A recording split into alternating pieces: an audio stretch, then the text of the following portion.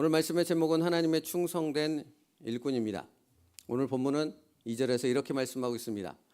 내 아우 하나니와 영문에 관한 관원 하나냐가 함께 예루살렘을 다스리게 하였는데 하나냐는 충성스러운 사람이요 하나님을 경외함이 무리 중에 뛰어난 자라 라고 말하고 있습니다. 여러분, 여기서 말하는 충성스럽다라는 것은 어떤 의미를 갖고 있는 것일까요? 성경에서 말하는 충성은 분명 세상의 기준과는 다른 충성일 것입니다. 세상이 요구하는 충성의 방식과는 전혀 다른 방식을 말하고 있는 것입니다. 오늘 성경이 말씀하는 충성이 무엇인가를 함께 살펴보려고 합니다. 왜냐하면 하나님께서 우리를 충성된 일꾼으로 부르셨기 때문입니다. 고린도전서 4장 1절과 2절 말씀에 이렇게 말씀합니다. 사람이 마땅히 우리를 그리스도의 일꾼이요 하나님의 비밀을 맡은 자로 여길지어다. 그리고 맡은 자에게는 구할 것은 충성이니라. 하나님 우리에게 충성을 말씀하십니다. 그 충성을 알아야 하겠지요. 성도 여러분, 거듭난 사람들을 그리스도인이라고 부릅니다. 그러면 거듭났다는 것은 무엇을 의미합니까? 거듭나셨습니까? 거듭났다는 것이 무엇을 의미하는 것입니까? 물이 변하여 포도주가 됐다는 것입니다. 거듭남이란 물이 변하여 포도주가 된 겁니다. 전혀 다른 것이 되었다는 것입니다. 전혀 다른 존재가 되어졌다는 것입니다. 구원받은 그리스도인이 되어졌다는 것은 이전과는 전혀 다른 새로운 사람이 되었다 하는 의미인데 이것이 무엇을 의미하는 것입니까? 이전에 속하였던 세계에 더 이상 속해 있지 않다는 것입니다. 나는 이제 새로운 세계에 속하였다는 것입니다. 그 새로운 세계는 어디입니까? 그 새로운 세계는 무엇을 의미하는 것입니까? 여러 가지로 설명할 수 있겠으나 오늘은 이렇게 설명하려고 합니다. 거듭난 자, 구원받은 자가 속한 새로운 세계는 어떤 세계입니까? 하나님의 말씀의 세계를 의미하는 것입니다. 하나님의 말씀의 세계에 거한다는 것이 무엇을 의미하는지 여러분 아십니까? 알아야 합니다. 알지 못하면 구원받은 자가 아니기 때문입니다. 하나님의 말씀의 놀라운 세계에 속하여 살아간다는 것이 무엇인지를 경험하며 살 수 있어야 하는 것입니다. 사실은 이 예배가 그것을 의미하는 것 아니겠습니까? 예배는 누가 드리는 것입니까? 믿음의 사람들이 드리는 것입니다. 믿음의 사람들이 하나님의 말씀을 의지하여 하나님 앞에 나와 경배하는 것, 그것이 예배인 것이죠. 말씀에 속한 사람들이 나오는 것입니다. 여러분, 그러므로 그리스도인이 되어졌다라는 말은 이전에 경험해 보지 못했던 전혀 다른 세계로 들어왔다라는 것을 의미하고 경험하는 것이죠. 이것이 무엇인지를 아십니까? 여러분, 저기 하준이, 화경이가 이렇게 떠들고 있잖아요. 저 아이들은 아이들이지 않습니까? 그들만의 세계가 있습니다. 우리는 알지 못하는. 그런데 저 아이들이 모르는 우리의 세계가 있지 않습니까? 저 아이들이 우리의 나이가 되어지기 전까지는 알지 못하는 세계이지요. 여러분, 거듭났다라는 것은 하나님의 말씀의 세계에 속해 있다는 것인데 이전에는 전혀 경험해 보지 못한 놀라운 세계를 의미한다라는 것입니다. 그러므로 그리스도인이 되었다는 것은 이 놀라운 세계에 대한 깊은 이해와 깊은 경험 가운데로 들어갔다라는 것을 의미하는 것입니다. 하나님의 놀라운 말씀의 세계로 들어가면 전혀 다른 새로운 세계가 우리의 인생 가운데 펼쳐진다는 것입니다. 이것을 아십니까? 구원받기 전의 감사와 구원받기 이후의 구원받은 이후에 감사가 같습니까? 다릅니까? 구원받기 전에 감사했던 것들이, 구원받기 전에 기뻤던 것들이 구원받은 후에는 감사가 되어지지 않고 기쁨이 되어지지 않는 것을 여러분은 아십니까? 이전에 기쁨을 주었던 것은 더 이상 기쁨이 되지 않는 경험을 합니다. 전에는 생각조차 하지 못했던 것들이 우리의 기쁨이 되어지고 감사가 되어지는 놀라운 일을 경험합니다. 망했는데 감사합니다. 다쳤는데 은혜입니다. 뭐가 잘 안 풀리는데 하나님의 뜻하심이 깨달아집니다. 뭔가 얽히고 설켜 있는데 거기서 하나님을 찬양하는 놀라운 역사가 일어나는 것입니다.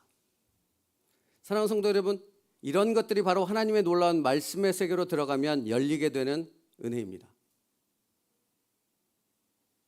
그래서 여러분, 이렇게 말하는 것입니다. 이것을 기억해야 합니다. 사실은 이전의 축복이, 구원받은 이후에는 축복이 아닌 것입니다.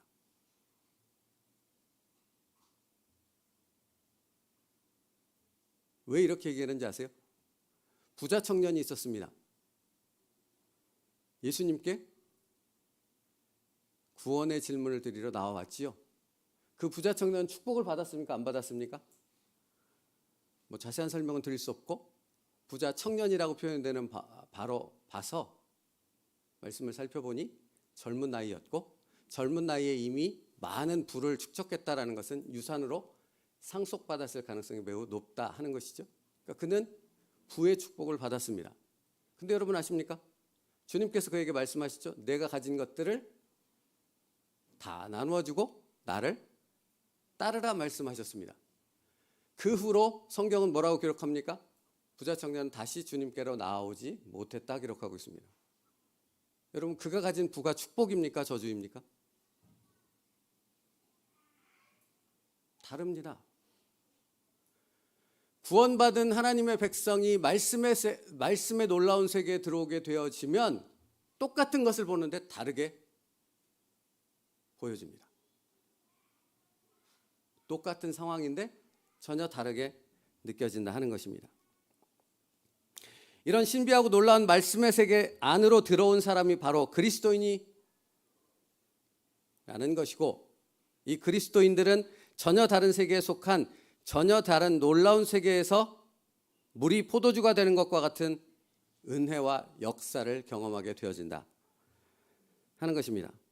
바로 이러한 이유 때문에 예수님께서 공생애를 시작하시면서 가장 먼저 행하신 기적이 가나 혼인잔치입니다. 예수님은 이 가나 혼인잔치의 기적을 통해 무엇을 말씀하는지 아십니까? 이 기적을 통해 이 땅에 육신을 입고 오신 예수님께서 무엇 때문에 왔는지, 무엇을 하시려고 왔는지, 나의 사역의 방향이 어떤 방향으로 나아가는지를 그 기적을 통해 제시해주고 있는 것입니다. 내가 온 것은 세상이 주는 복을 너에게 주러 온 것이 아니다라는 것입니다. 물이 변하여 포도주가 된다는 것이 무엇인지를 너희로 알고 경험하고 그 놀라운 세계로 들어오게 하기 위함이다. 그러므로 하나님의 백성이 되었다는 것은 이 놀라운 세계에 속했다는 것을 의미하는 것입니다. 그 풍성한 은혜 가운데 감격의 삶을 살아야 한다는 것입니다. 그래서 고린도후서 5장 17절에 그런즉 누구든지 그리스도 안에 있으면 새로운 피조물이라, 이전 것은 지나갔으니 보라 새 것이 되었도다 라고 말하는 것입니다. 또 이사야 43장 말씀에 보라 내가 새 일을 행하리니 라고 말씀합니다. 여러분, 주님이 행하시는 새 일이 무엇입니까? 사망에서 생명으로. 이것이 우리가 죽을 때 경험하는 것이 아니라 우리가 이 땅 살아가는 삶 속에서 물이 변하여 포도주가 되는 것과 같은 그 놀라운 말씀의 세계 안에 살아가는 그 역사를, 그 새 일을 이루기에 오셨다 하는 것입니다. 그 새 일을 경험하는 사람이 누구입니까? 그리스도인 된 저와 여러분인 것입니다. 그렇다면 여러분, 우리는 질문해야 하지 않겠습니까? 우리는 이 세계에 속하였습니까? 지금 이 세계를 경험하고 계십니까? 이 놀라운 말씀의 세계 안에서 전혀 다른 새로운 것들이 내 삶에 나의 영을 깨우는, 나의 영을 뒤흔드는 그런 역사들의 삶을 살아가고 있느냐는 것입니다. 여러분, 이전과 똑같은 시각으로 똑같은 관점으로 똑같은 것을 보고 살고 있다면 그리스도인이라고 할 수 있겠습니까? 어떻게 구원받기 이전과 똑같은 삶으로 돌아가 그 삶에 안주할 수 있겠느냐 하는 것입니다. 그리스도인이 되었다는 것은 그럴 수 없다는 것입니다.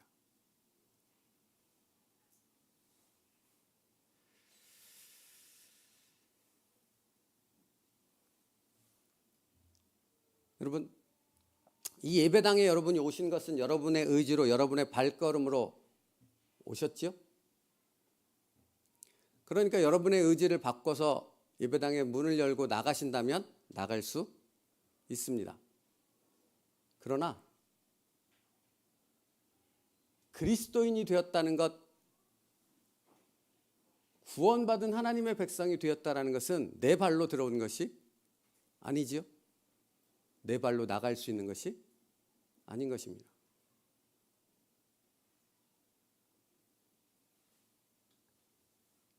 이것이 무엇이 의미하는지를 제대로 알아야 하는 것입니다. 여러분, 하나님의 진리의 말씀을 알지 못하면 구원받은 자녀라고 고백을 하는데 이것도 저것도 아닌, 물도 아니고 포도주도 아닌 중간의 상태에 머무르는 삶을 살아가게 되는 것입니다. 그러니 말씀의 놀라운 세계는커녕 이 세상에서 누리던 즐거움조차도 제대로 누리지 못하는 그런 불쌍한 인생밖에는 될 수 없는 것이지요. 집사님, 장로님이 술을 마십니다. 그리고 술을 마신 후에 돌아간 후에 괴로워하죠. 그죠? 술을 마시는 건 왜 마시는 것입니까? 스트레스 풀려고 하는 것 아닙니까? 괴로움을 풀려고 마시는 것 아닙니까? 그런데 돌아선 후에 더 괴로운 것이죠. 그러니까 물도 아니고 포도주도 아닌 것입니다.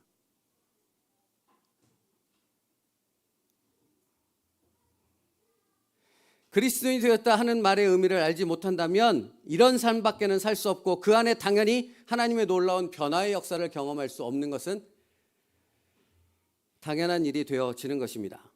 우리 성경을 한번 같이 읽을까요? 요한복음 14장 27절 말씀입니다. 요한복음 14장 27절 말씀이요. 함께 읽겠습니다. 27절 말씀이요.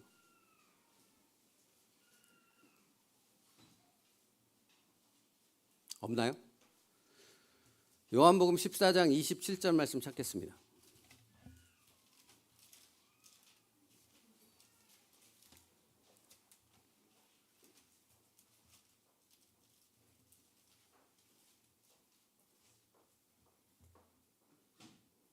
요한복음 14장 27절 말씀이요. 함께 읽겠습니다. 시작.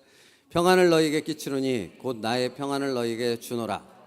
내가 너희에게 주는 것은 세상이 주는 것과 같지 아니하리라. 너희는 마음에 근심하지도 말고 두려워하지도 말라. 아멘. 여러분, 이 말씀의 은혜를 경험하고 있습니까? 주님은 이렇게 말씀하십니다. 세상이 주는 것과 같지 않은 평안을 너희에게 주었다라고 선언하십니다. 그러면 이 말씀을 듣는 그리스도인은 당연히 이 평안을 누릴 수 있어야 하지 않겠습니까?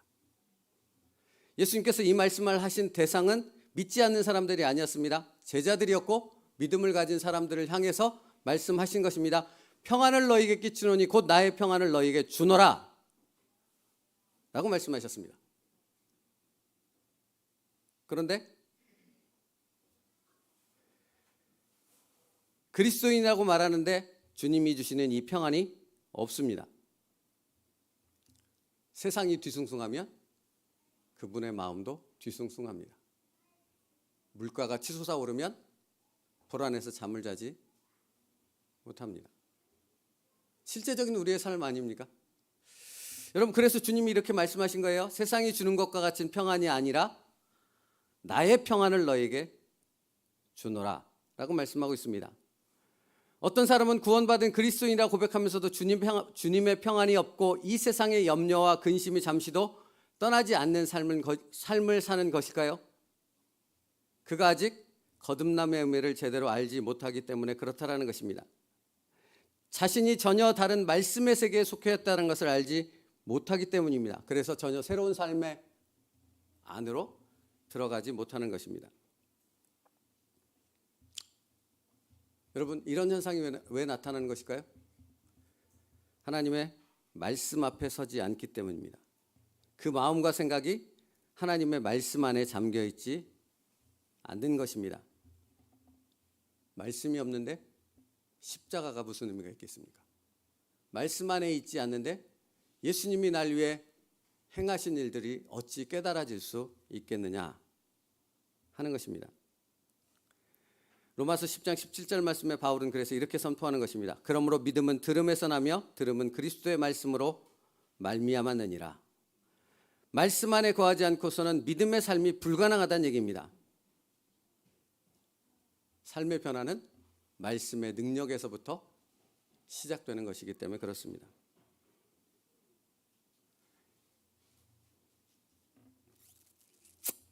여러분, 목사, 장로, 집사라는 타이틀을 가졌다고 믿음이 생기는 것이 아니지요.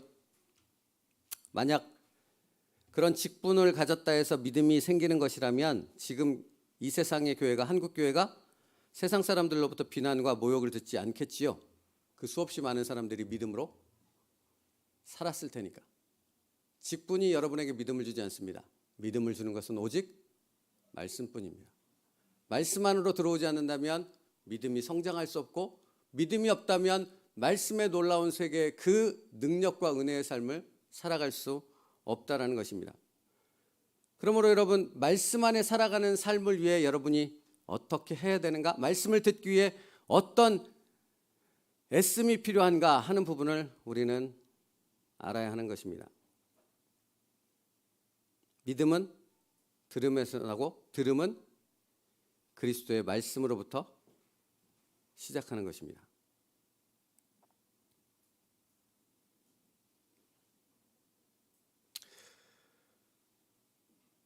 말씀을 준비하는데 책에서 읽었던 이런 글귀가 떠올랐습니다.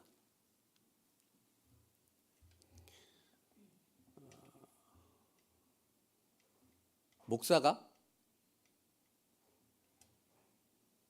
말씀을 준비할 때만 성경을 읽습니다. 이게 무슨 말인지 아십니까? 하나님의 말씀은 뭡니까? 그리스도인에게? 목사에게 하나님의 말씀은 뭡니까? 생명입니다. 전부입니다. 말씀이 아니면 아무것도 할 수 없습니다. 목사가 말씀을 준비할 때만 성경을 본다는 것은 무엇을 의미하는 것인지 아십니까? 직장인이 되었다는 것을 의미합니다.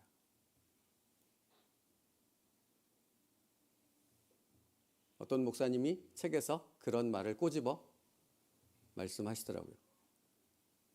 그런데 여러분, 이 말은 확대하면 사실 그리스도인에게도 동일하게 적용되는 말씀 아니겠습니까? 예배 드릴 때 듣는 말씀이 전부입니다. 그런데 어떻게 말씀의 놀라운 세계 가운데 거할 수 있겠습니까? 당신에게 말씀이 들려지지 않는 이유는 사실은 예배 드릴 때만 말씀을 듣기 때문에 말씀이 들려질 수가 없는 것입니다.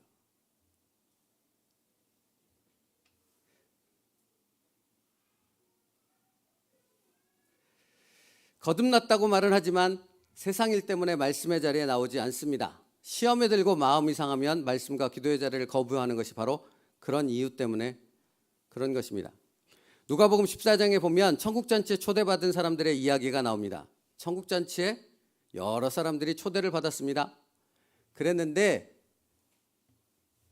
천국잔치가 모두 완벽하게 준비가 되었을 때 하인들을 보내어 주인이 그 초대받은 사람들의 명단을 주고 그들을 데려오게 합니다.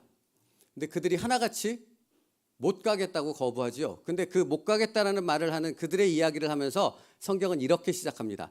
다 일치하게 사양하여 라고 말씀을 시작합니다. 누가복음 말씀인데요. 다 일치하게 똑같은 이유 때문에 잔치에 참여하지 못하겠다고 거부했다라고 말씀을 시작한다고요. 그러면서 그들의 이유를 설명합니다. 나는 밭을 샀음에 아무래도 나가보아야 하겠으니 청컨대 나를 양해하도록 하라 하고 한 사람은 거부하고요.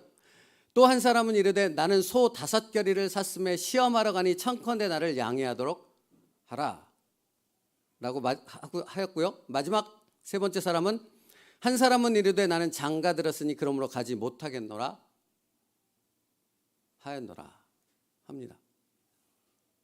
다 일치하다고 성경이 말씀했다 그렇죠?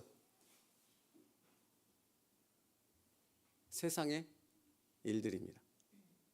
우리가 바쁘게 움직이는 바로 그 일들 때문이라 하는 것입니다.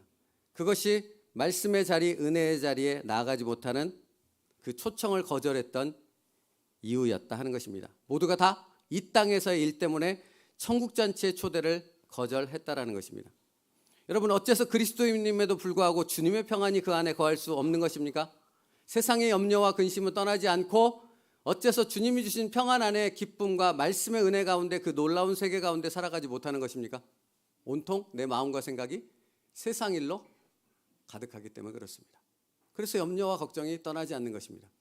주님의 평안은 임할 수 없는 것입니다. 보십시오.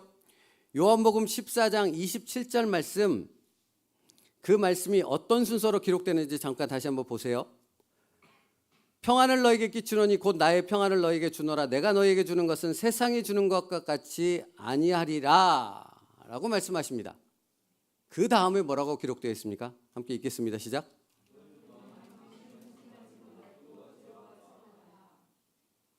그렇죠. 주님이 주시는 평안 가운데 거할 때 근심과 두려움이 내 안에 들어오지 못하는 것입니다. 선행되어져야 되는 게 있다고요. 주님의 평안은 있지 않은데 근심과 걱정이 없으리라? 그건 불가능한 일이라 말씀하고 있는 것입니다. 주님이 주시는 평안이 무엇인지를 알지 못하는데 이 세상의 염려와 근심이 내 안에서 사라질 수 없다라는 것이죠. 그래서 여러분, 요한복음 14장 26절 27절 바로 앞에 있는 말씀을 한번 다 같이 읽어볼게요. 26절이요. 14장 26절 같이 읽겠습니다. 시작. 보혜사 곧 아버지께서 내 이름으로 보내실 성령, 그가 너희에게 모든 것을 가르치고 내가 너희에게 말한 모든 것을 생각나게 하시리라. 성령 하나님께서 말씀을 듣고자 나온 여러분에게 주님의 평안이 무엇인지를 깨닫게 하신다라는 것입니다. 그러니까 말씀의 자리로 나오지 않으면 평안을 깨닫지 못하고 그 평안을 알지 못하니 당연히 경험할 수 없고, 평안이 없으니 내 안에 있는 것은 무엇만 있는 것입니까? 이 세상에 염려와 근심과 걱정만 가득하게 되는 것입니다. 말씀의 자리로 나와 말씀을 듣고 배우며 묵상하지 않는다면 주님의 평안이 있을 수 없고, 그 평안이 없으면 여러분은 세상의 염려 가운데서 벗어날 수 없다라고 말씀하고 있는 것입니다.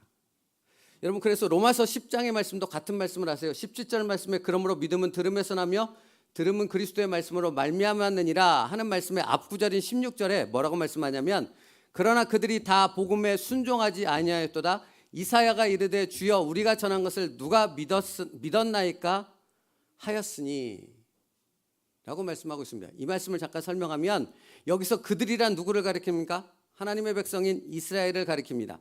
그들이 다 복음에 순종하지 아니하였다라고 말하고 있습니다. 모든 사람들이 다 하나님의 말씀의 자리에 들어와 그 말씀의 깊은 은혜 가운데 잠겨 그의 삶이 변화되는 순종의 길로 나아가지 않았다라고 말하고 있습니다. 그 이유가 무엇인가를 설명하는데, 주여 우리가 전한 것을 누가 믿었나이까 하는 이사야 말씀을 인용하여 설명합니다. 하나님의 말씀을 그의 백성들이 듣지 않는데 어찌 깨닫겠느냐? 말씀의 자리로 나오지 않는데 어찌 깨닫는 은혜가 그들에게 있으며 삶의 변화로 이어질 수 있겠느냐라고 말씀하는 것입니다. 18절이요. 같이 읽겠습니다. 시작. 그러나 내가 말하노니 그들이 듣지 아니하였느냐? 그렇지 아니하니 그 소리가 온 땅에 퍼졌고 그 말씀이 땅끝까지 이르렀다 하였느니라. 무슨 말씀입니까? 이스라엘 백성이 말씀을 듣지 않았던 이유가 그들이 들을 수 있도록 하나님의 말씀이 선포되지 않은 것이냐라고 반문하는 것입니다. 뭐라고 대답합니까? 그렇지 않다라는 것입니다. 땅끝까지 선포되었고 선포되고 있다라고 말씀하고 있는 것입니다. 그러므로 무엇이 문제라는 것입니까? 마음에 세상의 생각들로 가득 찼기 때문에 하나님의 말씀을 들으려고 마음을 열지 않는다는 것입니다. 사랑하는 성도 여러분, 여러분의 가치가, 여러분의 존재가 하나님 앞에서 어떤 존재이며 어떤 가치인지 여러분은 알고 계십니까? 성경은 존귀한 자라 말씀하지 않습니까? 내가 너희를 사랑한다 말씀하지 않습니까? 얼만큼 사랑하십니까? 내 아들 예수 그리스도를 십자가에 못 박아 죽일 만큼 너를 사랑한다 라고 말씀합니다. 여러분이 그런 존재라는 사실을 여러분은 아십니까? 말씀 안에 들어오지 않고서는 그러한 깊은 은혜들을 알지 못하는 것이죠. 19절이요. 로마서 10장 19절이요. 오죽했으면 하나님께서 이렇게까지 말씀하시는지 한번 같이 읽겠습니다. 시작. 그러나 내가 말하노니 이스라엘이 알지 못하였느냐. 먼저 모세가 이르되 내가 백성 아닌 자로서 너희를 시기하게 하며 미련한 백성으로서 너희를 노엽게 하리라. 하도 하나님의 말씀의 자리로 하나님의 백성이 돌아오지 않자 하나님께서 특단의 수단을 사용하셨다라고 말씀합니다. 19절에서 그 특단의 수단이 무엇인지 아십니까? 복음을 이스라엘에게서 이방으로 옮기는 것이었다 합니다. 여러분, 이 부분에 대해서 이렇게 자세히 로마서 11장 11절에서 바울이 설명하고 있어요. 11장 11절 있죠?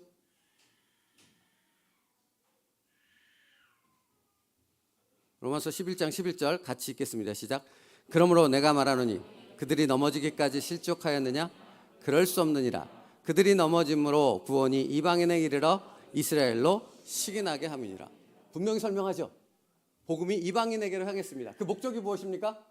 하나님의 백성 이스라엘로 하여금 시기심에 불타오도록 만들었다 하는 것입니다. 여러분, 그 시기심은 망하는 시기심입니까? 살리는 시기심입니까? 살리는 시기심입니다. 이스라엘 백성을 버렸고 이스라엘 백성을 망하게 놔두겠다는 하나님의 의지가 아니라 그들을 그 시기심을 통하여 다시 하나님의 말씀을 듣는 자리로 돌아오게 만드셨다 하는 것입니다. 사랑하는 성도 여러분, 이 말씀을 우리에게 적용하면 어떤 것이 되는지 아십니까? 왜 고달픈 삶입니까? 왜 삶이 내 생각대로 풀어지지 않는 것입니까? 왜 내 삶이 이런 것입니까? 하는 질문이 나온다면 하나님이 왜 그것을 여러분에게 허락하셨겠습니까? 뜻이 어디에 있습니까? 말씀의 자리로 돌아오라는 것입니다.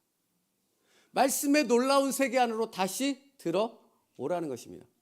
사실은 이 말이 틀렸습니다. 나간 적이 없으니까요. 그 안에 속하 있는데 그 안에 속한 그 은혜와 기쁨을 누리지 못하고 있기에 그 안에서의 그 기쁨과 감격과 놀라운 능력을 너희가 누리기를 원한다라고 말씀하고 있는 것입니다.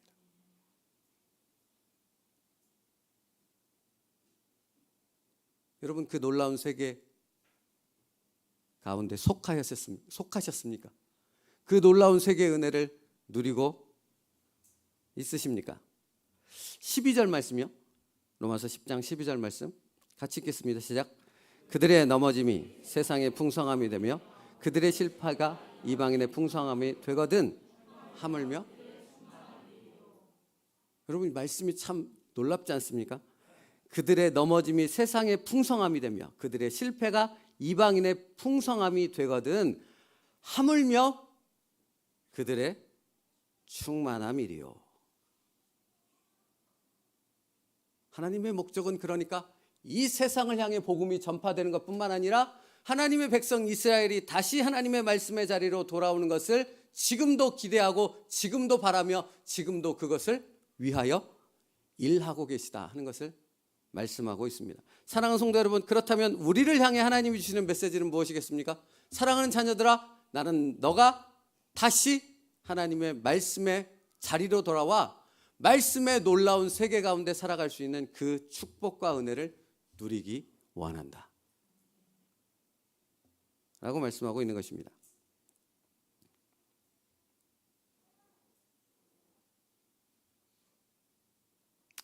사랑하는 성도 여러분, 지금이 말씀의 놀라운 세계 안으로 들어오는 결단이 필요한 때입니다. 듣지 못하면 깨닫지 못하고, 깨닫지 못하면 그 놀라운 세계가 있는지조차 알지 못하게 되는 것입니다. 여러분, 오늘 말씀의 제목이 무엇인지 기억하십니까? 하나님의 충성된 일꾼입니다. 하나님의 충성된 일꾼이란 어떤 사람을 말하는 것일까요? 첫 번째, 하나님의 말씀의 놀라운 세계 안에 거하는 사람입니다. 그게 충성된 일꾼입니다. 교회 안에서 무언가 많은 일을 하고 큰 일을 하고 부지런히 움직이는 사람이 하나님의 충성된 일꾼이 아니고요. 마리아처럼 예수님의 발 앞에 무릎을 꿇고 앉아 하나님의 말씀의 그 놀라운 세계 가운데 거하는 사람. 그 세계 안에서 그 놀라운 역사와 은혜를 경험하는 사람, 그 사람이 하나님의 충성된 사람이라 말하고 있는 것입니다. 그래서 오늘 본문 느헤미야와 또 오늘 본문 이 느헤미야 앞에 있는 에스라와 느헤미야 두 사람이 성전과 성벽을 재건한 후에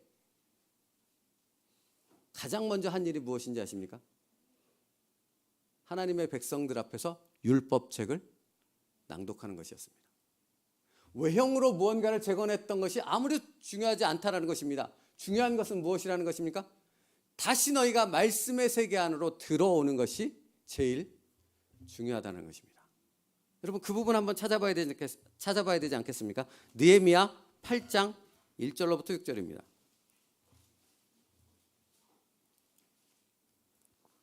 에스라와 느헤미야는 가장 우선적으로 이스라엘 백성을 말씀의 세계 안으로 초대함을 통해 이스라엘의 영적 공동체를 회복시키는 일을 시작했던 것입니다. 느헤미야 8장 1절로부터 6절 말씀이요. 구약성경 737페이지로 같이 읽겠습니다. 시작.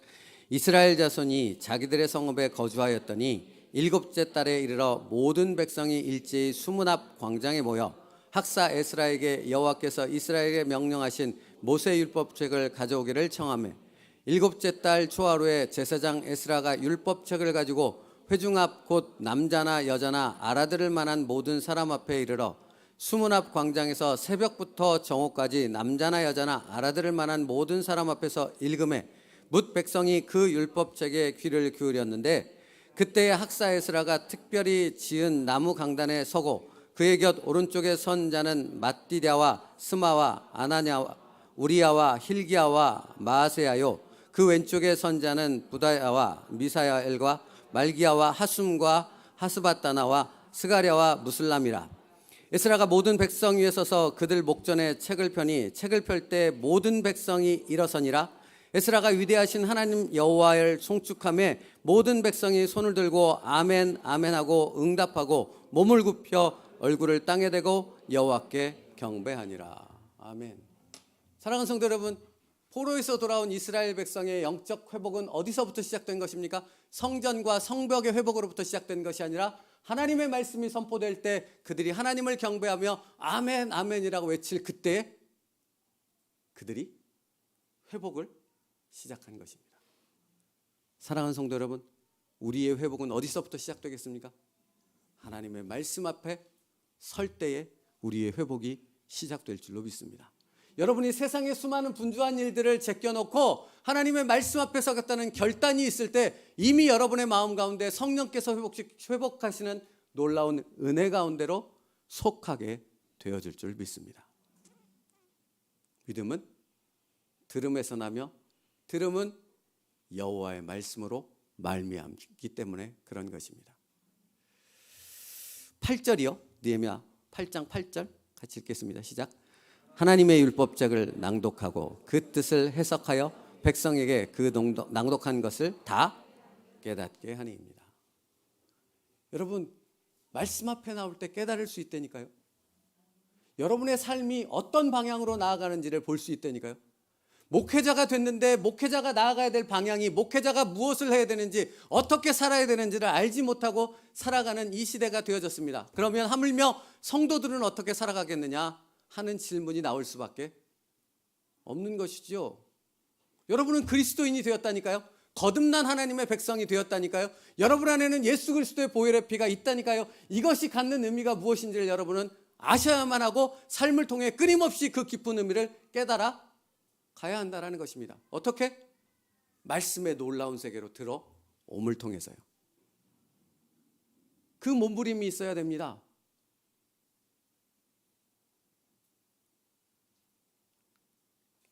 어떤 사람이 하나님의 충성된 일꾼이라고 했습니까? 하나님의 말씀의 세계 안에 거하는 사람, 그 사람이 하나님의 충성된 일꾼입니다. 두 번째로 어떤 사람이 하나님의 충성된 일꾼이겠습니까? 말씀을 듣고 깨달아 자신이 가던 길을 돌이키는 사람입니다. 그 사람이 충성된 일꾼입니다. 여러분, 그러니까 교회 안에서 사람들은 착각합니다. 목소리가 크고 뭔가를 잘하는 사람을 향해 충성된 일꾼이라고 얘기하는데 하나님의 시각은 전혀 다르다고요. 하나님의 말씀을 듣는 자가 충성된 자이며 그 말씀을 듣고 자신의 생각을 내려놓고 하나님의 뜻을 따라 순종하는 사람, 그 사람이 하나님의 충성된 일꾼이라 하는 것입니다. 여러분, 그러므로 하나님의 말씀을 들을 때 모든 것이 변하는 것입니다. 삭개오가 변했지요. 뭐가 변했습니까? 생명처럼 여겼던 전 재산을 예수의 이름으로 다른 사람들에게 나누어 줬습니다. 이보다 더 큰 변화가 없죠. 아까 말씀드렸던 부자 청년은 어떻습니까? 반면에 그것 때문에 예수님께로 다시 나오지 않았습니다. 사랑하는 성도 여러분, 여러분은 어떤 세계에 속하였습니까? 하나님의 말씀에 놀라운 세계로 들어갔기에 내 모든 삶에 변화되는 그 놀라운 것을 경험하는 삶을 살고 있습니까? 아니면 부자 청년처럼 여전히 그것을 붙잡고 하나님의 놀라운 세계가 있는지조차도, 그 말씀에 놀라운 은혜가 있는지조차도 모르고 살아가는 이름만 있는 그리스도인의 삶을 살아가고 있는 것입니까? 사랑하는 성도 여러분, 에스라, 느헤미야, 하나냐, 이들은 충성된 하나님의 일꾼이었습니다. 이들이 충성된 일꾼이라 불릴 수 있었던 것은 그들이 말씀 안에 거했고 말씀을 통해 그들의 삶의 방향을 완전히 바꾸었기 때문에 그런 것입니다. 하나만 찾을게요. 마지막 찾는 겁니다. 느헤미야 5장 10절이요. 그들이 어떻게 말씀의 삶으로 자신의 뜻을 바꿨는가 하는 부분을 느헤미야 5장 10절은 이렇게 설명하고 있습니다. 느헤미야 5장 10절이요. 같이 읽겠습니다. 시작. 너와 내 형제와 종자들도 역시 돈과 양식을 백성에 구워 주었거니와 우리가 그 이자 받기를 그치자 합니다. 다른 모든 사람들은 자신이 가진 부로 더 큰 부를 만들기 위해서 애썼다라는 것입니다. 근데 누구만? 에스라, 느헤미야, 하나냐 이 사람들만은 자신이 가진 재산을 다른 사람들에게 그냥 나눠 주었다라는 것입니다. 여러분, 어떻게 이들이 이런 삶을 살 수 있었던 것입니까? 바로 이 말씀 때문에 그런 것입니다. 요한복음 13장 34, 35절 함께 읽을게요. 시작. 새 계명을 너희에게 주노니 서로 사랑하라. 내가 너희를 사랑한 것 같이 너희도 서로 사랑하라. 너희가 서로 사랑하면 이로써 모든 사람이 너희가 내 제자인 줄 알리라. 여러분, 그들 마음 가운데 무엇이 있었던 것입니까? 예수 그리스도의 사랑이 있었던 것입니다. 여러분, 세상의 사랑이 아닙니다. 세상의 사랑은 그렇지 않거든요. 근데 예수 그리스도의 사랑이 있을 때 그들처럼 행할 수 있는 것입니다. 그러니까 요한복음 13장 34절 말씀에 뭐라고 말씀합니까? 내가 새 계명을 너희에게 주노니 서로 사랑하라 라고 말씀하신 후에 그 사랑이 무엇인가, 어떻게 사랑하신 것인가를 설명합니다. 어떤 사랑입니까? 내가 너희를 사랑한 것 같이. 에스라, 느헤미야, 하나냐가 자신의 것을 공개하여 다른 어려운 사람들을 돕고 이스라엘 공동체를 회복시키는 일에 자기의 모든 것을 드릴 수 있었던 것은 그들이 예수님처럼 사랑하는 삶을 살아야 된다는 것을 분명히 알았기 때문에 그런 것입니다. 그리고 여러분, 그렇게 주님처럼 사랑하는 삶을 살 때 세상은 누구를 기억하는 것입니까? 너희가 서로 사랑하면 이로써 모든 사람이 너희가 내 제자인 줄 알리라. 누가 충성된 일꾼입니까? 주님처럼 자신의 것을 모두 다 내려놓고 사랑하는 사람입니다. 그 충성된 일꾼을 통해 뭐가 세워지는 것입니까? 하나님의 나라가 세워지는 것입니다. 우리 세움누리교회 성도들을 통해 하나님의 나라가 세워질 수 있기를 축복합니다. 말씀의 놀라운 세계 안에 거할 때 그 나라가 세워질 수 있는 것입니다. 기도하겠습니다. 내가 새 계명을 너희에게 주노니 서로 사랑하라. 내가 너희를 사랑한 것 같이 너희도 서로 사랑하라. 아멘. 살아계신 하나님, 우리가 거듭난 그리스도인이 되었습니다. 이제 우리는 말씀의 놀라운 세계 안에 거하며 그 안에 속하여 그 말씀의 놀라운 세계를 경험하는 자로 살아가는 것입니다. 그러므로 아버지 하나님, 내가 너희를 사랑한 것 같이 서로 사랑하라는 그 말씀대로 살아감을 통해 우리 안에 예수 그리스도의 십자가가 나타나는 놀라운 역사를 경험하게 하여 주옵소서. 예수 그리스도의 보혈의 피가 우리의 삶을 통해 선포되어질 수 있는 놀라운 복음의 역사를 경험하는 하나님의 자녀들 되게 하여 주시옵소서. 그것이 그리스도인임을 우리의 삶을 통해 깨닫게 하여 주옵소서. 예수님의 이름으로 기도 올리옵나이다. 아멘.